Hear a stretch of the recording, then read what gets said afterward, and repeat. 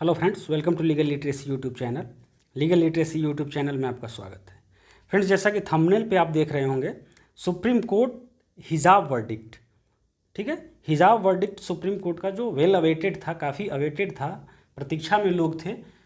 तो वो कई दिनों के आर्गुमेंट के बाद फाइनली हिजाब वर्डिक्ट आया है। लेकिन फ्रेंड्स, आया तो है, लेकिन ये ज़्यादा फ़ायदे का नहीं है, काम का नहीं है, क्योंकि दो जजेस की बेंच थी और दोनों जजेस ने स्प्लिट वर्डिक्ट दिया है।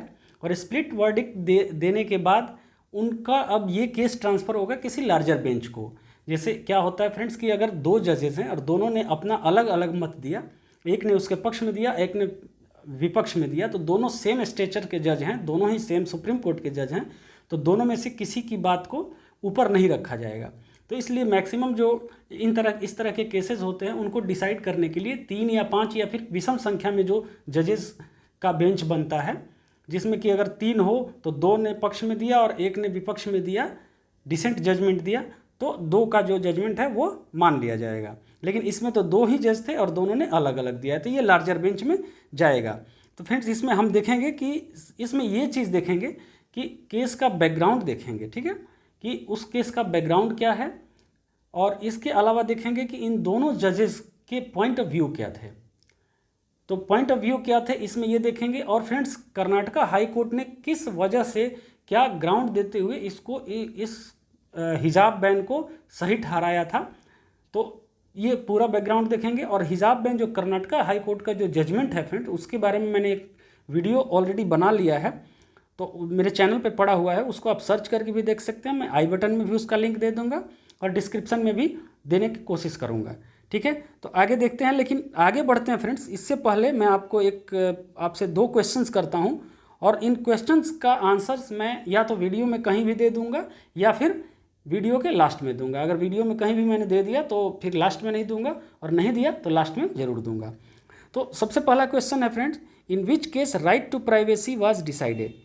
ये ऑप्शन है आपके, Puttaswamy versus union of India, Shirur Math case, A K. Gopalan versus state of Madras, and Bijoe Emmanuel versus state of Kerala. एक ये सवाल है।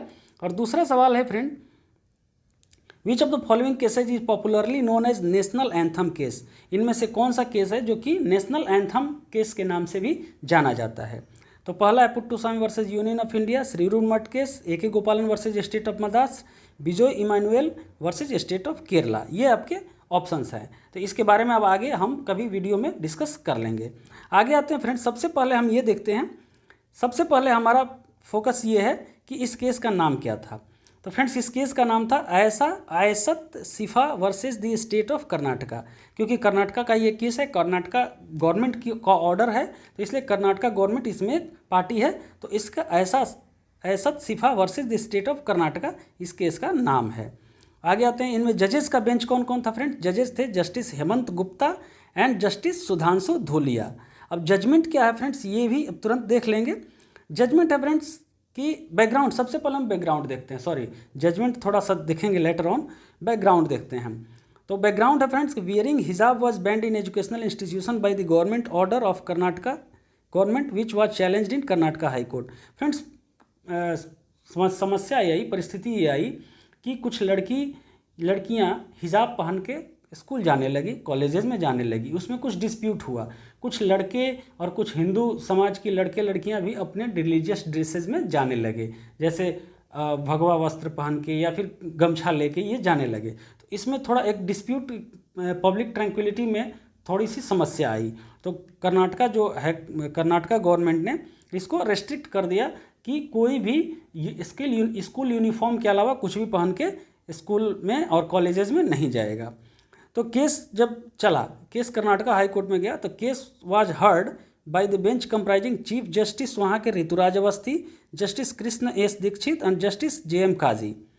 वो गवर्नमेंट ऑर्डर के फेवर में अपना जजमेंट पास किए, और जो पिटीशन था चैलेंजिंग बैन ऑफ हिजाब इन एजुकेशनल इंस्टीट्यूशन से इसको डिसमिस कर दिया। तो कर्नाटका हाई कोर्ट का जो अपना व्यू पॉइंट था, अपना जो ग्राउंड था इसको डिसमिस करने का, तो उनका कहना था कि wearing hijab is not an essential religious practice as in Islam. ये कोई ऐसा एसेंशियल रिलीजियस प्रैक्टिस इस्लाम में नहीं है, और requirements of uniform is a reasonable restrictions on the fundamental rights to freedom of express under article 19A of the constitution of India. ठीक है, उनका कहना था, पिटिशनर्स जो थे उनका कहना था कि ये हमारा freedom of expression under article 19(1) है। ठीक है, 19(1)A के आर्टिकल के तहत हमारा फ्रीडम ऑफ एक्सप्रेशन है, और एक आर्टिकल 25(1) को भी ऐड किया गया जो कि माइनॉरिटी राइट्स की बात करता है।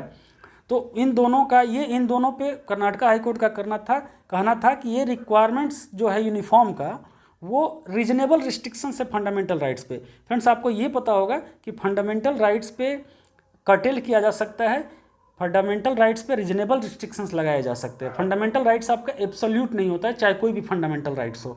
ओके, इवन आर्टिकल 21 जो है, right to life and liberty and dignity, ये भी आपका एब्सोल्यूट नहीं है। Procedure established by a law और ड्यू प्रोसेस ऑफ लॉ के द्वारा इसको भी कर्टेल किया जा सकता है। और कर्नाटका हाईकोर्ट का ये भी कहना था कि गवर्नमेंट के पास पावर है गवर्नमेंट ऑर्डर पास करने का इसके रिगार्डिंग। अब इसके बाद आता है फ्रेंड, तो फ्रेंड्स मेन आर्गूमेंट्स जो थे, मामला अब इसके बाद जब कर्नाटका हाईकोर्ट के डिसीजन आने के बाद सुप्रीम कोर्ट गया। सुप्रीम कोर्ट में बहुत सारे पिटिशंस फाइल किए गए, इवन रिट पिटिशंस फाइल किए गए जो कि डायरेक्टली सुप्रीम कोर्ट में गए। तो कर्नाटका हाईकोर्ट में अभी सुनवाई चल ही रही थी, तब तक सुप्रीम कोर्ट में कई सारे रिट पिटिशंस चले गए। तो तत्कालीन चीफ जस्टिस ऑफ इंडिया थे एन.वी. रमन्ना साहब, उन्होंने कहा कि ठीक है, कर्नाटका हाईकोर्ट के जजमेंट का वेट किया जाए, वेट करने के बाद सुप्रीम कोर्ट आया जाएगा, मतलब सुप्रीम कोर्ट इसकी सुनवाई करेगा। Supreme court is watching the Karnataka high court, ये उनका वर्ड था। तो जो आर्गुमेंट्स थे सुप्रीम कोर्ट में, क्या कहा गया कि high court has failed to note that right to wear a hijab comes under the ambit of expression and thus protected by article 19(1)A of the constitution.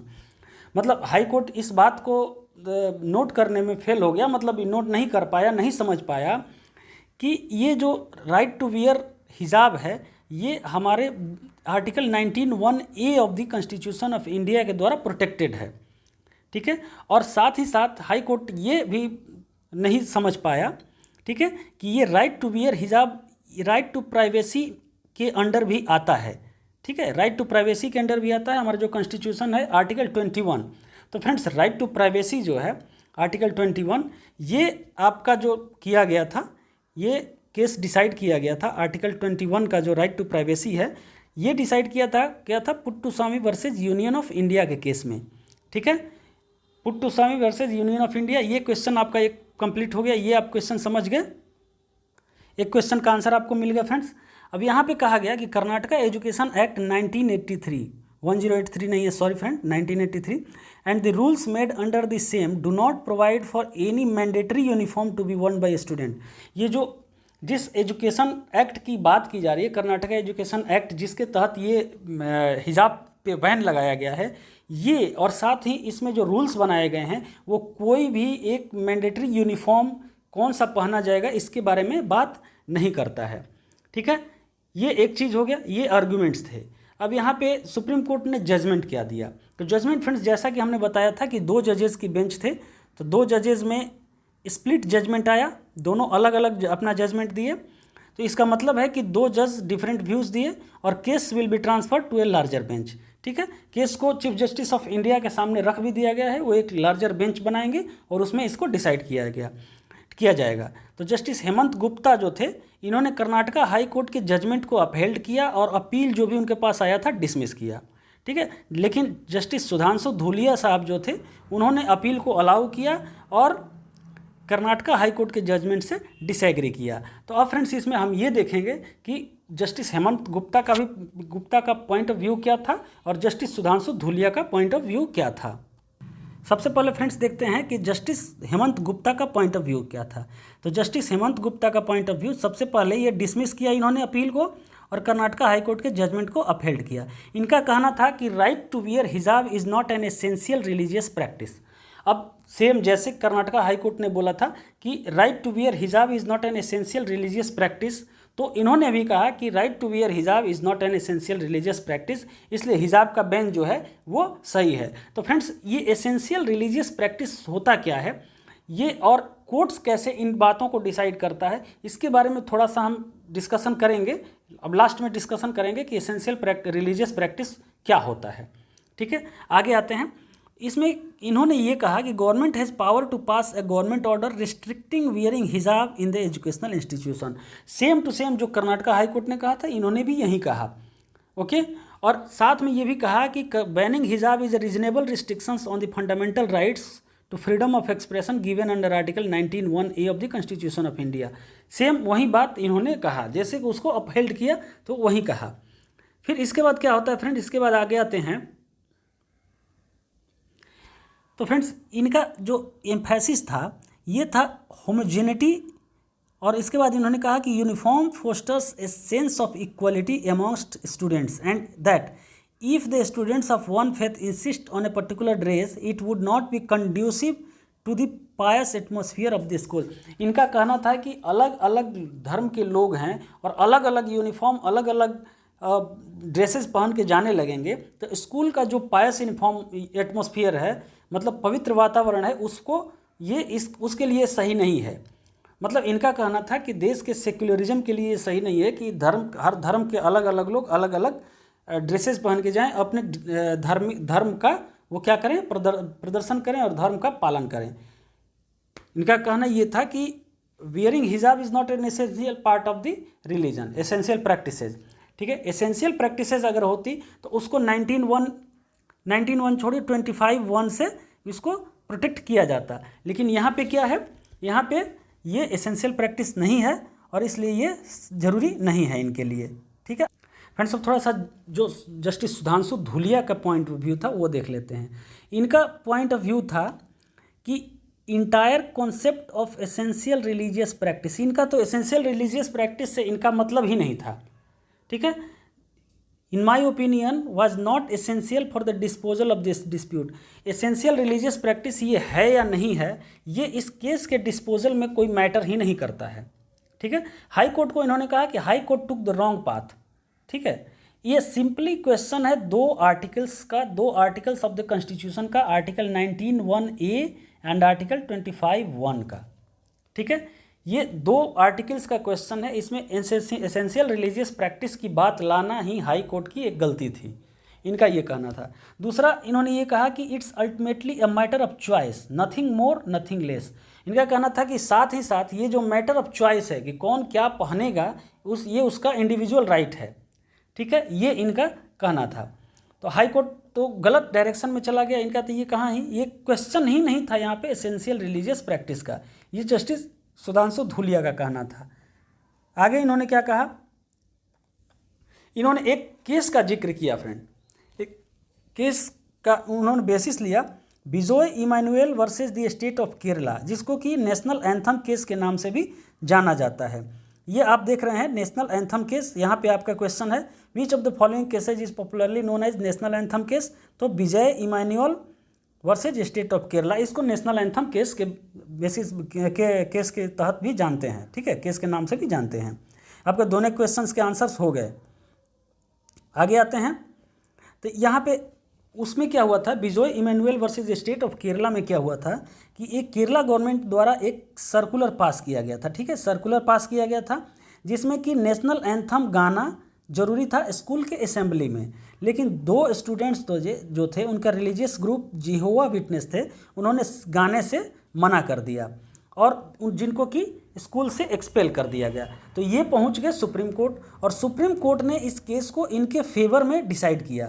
Favour में decide करते हुए कहा थे उनके फेवर में जजमेंट दिया और साथ में सुप्रीम कोर्ट ने कहा कि ये जो कर्नाटका गवर्नमेंट का जो सर्कुलर है वो fundamental rights to freedom of speech and expression जो आर्टिकल 19(1)(a) में दिया गया है इसको वायलेट करता है। और उनका क्या था कि वो उसमें खड़े तो रहे लेकिन नेशनल एंथम को उन्होंने गाया नहीं। तो right to silence is the part of right to free speech, ये भी सुप्रीम कोर्ट ने इस केस में कहा। ठीक है, और साथ में ये कहा कि फंडामेंटल राइट्स को किसी सर्कुलर के द्वारा कर्टेल नहीं किया जा सकता है और वो जो फंडामेंटल राइट्स को कर्टेल अगर किया भी जा सकता है तो उसके लिए पार्लियामेंट्री एक्ट की ज़रूरत है। ठीक है, और ये जो है ये कोई रीजनेबल रिस्ट्रिक्शंस भी नहीं था। ठीक है, तो सुप्रीम कोर्ट ने इस केस में ये कहा। इसके बाद यहाँ पे क्या होता है फ्रेंड्स, इसके बाद जस्टिस धूलिया कहते हैं कि this is restriction on right to education to the girls. ये बात इन्होंने कहा, इसको काफ़ी इलेबोरेटिव किया कि बहुत सारी लड़कियां आज स्कूल नहीं जा पाती हैं, उनके ऊपर काफ़ी रेस्ट्रिक्शंस हैं। तो अगर हिजाब नहीं पहन के जाने दिया जाएगा, इसके वजह से उनका स्कूल छूट सकता है। तो ये जो उनका राइट टू एजुकेशन है उसको भी ये वायलेट करता है, ये ऑर्डर उसको भी वायलेट करता है। मतलब टोटल पूरी बात इसमें फंडामेंटल राइट्स पे आ गई। ये दोनों जजेस का पॉइंट ऑफ व्यू हम समझ लिए, दोनों जजेस का पॉइंट ऑफ व्यू अपने हिसाब से सही है। आपको किसका सही लगता है आप ये कमेंट करके हमें बता सकते हैं कि आपको किस जज का पॉइंट ऑफ व्यू ज़्यादा अच्छा लगता है। किसी भी जज का पॉइंट ऑफ व्यू गलत नहीं है, दोनों ही अपनी जगह पे सही हैं और दोनों ही जुडिशियल माइंड का इस्तेमाल करके ये अपने पॉइंट पे पहुँचे हैं और दोनों ही काफ़ी अच्छे जज हैं। लेकिन आपको कौन सा व्यू ज़्यादा अच्छा लगता है, कौन से व्यू के साथ आप आगे बढ़ना चाहते हैं, ये आप कमेंट करके हमें बता सकते हैं। अब डॉक्ट्रिन ऑफ एसेंशियलिटी देख लेते हैं फ्रेंड्स कि एसेंशियल रिलीजियस प्रैक्टिस जो है ये कैसे पिक्चर में आया। यहाँ पे देख लेते हैं फ्रेंड्स, ये जो श्रीरूर मठ केस है एक, जिसमें 7 जज बेंच ऑफ सुप्रीम कोर्ट 1954 में ये डिसाइड किया था कि एसेंशियल रिलीजियस प्रैक्टिस होगा क्या। इसमें कोर्ट ने क्या किया था कि जो रिलीजन वर्ड है ये हर रिचुअल्स एंड प्रैक्टिसेस जो कि इंटीग्रल है किसी रिलीजन के साथ वो कवर करता है।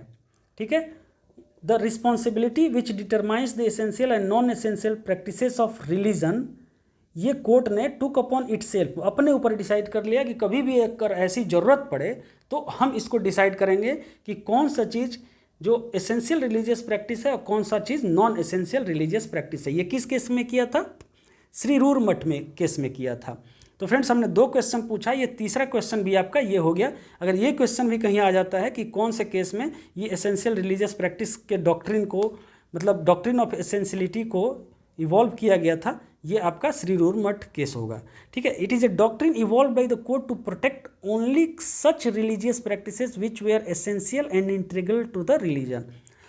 इसका मकसद क्या था कि कोर्ट के पास जो मामला जाता है रिलीजियस प्रैक्टिसेस को लेके, religion right to practice and propagate religion पे लेके, तो इसमें कौन सा एसेंशियल है कौन सा नॉन एसेंशियल है उसको देखते हुए कोर्ट कुछ डिसाइड करे। ऐसे कोई भी पहुंच जाए किसी भी बात को लेके कि ये मेरा रिलीजन है मैं इसको फॉलो करूंगा, तो वो कोर्ट इस पर नहीं जाएगा। कोर्ट देखेगा कि एसेंशियल है या नॉन एसेंशियल है।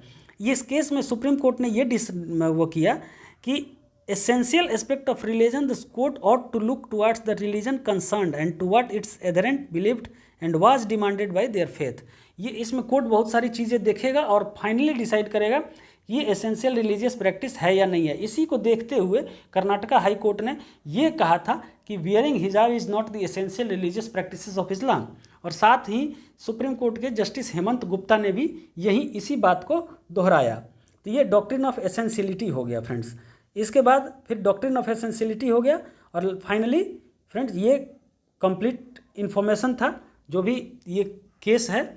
ठीक है, और इस केस का ये कंप्लीट इन्फॉर्मेशन था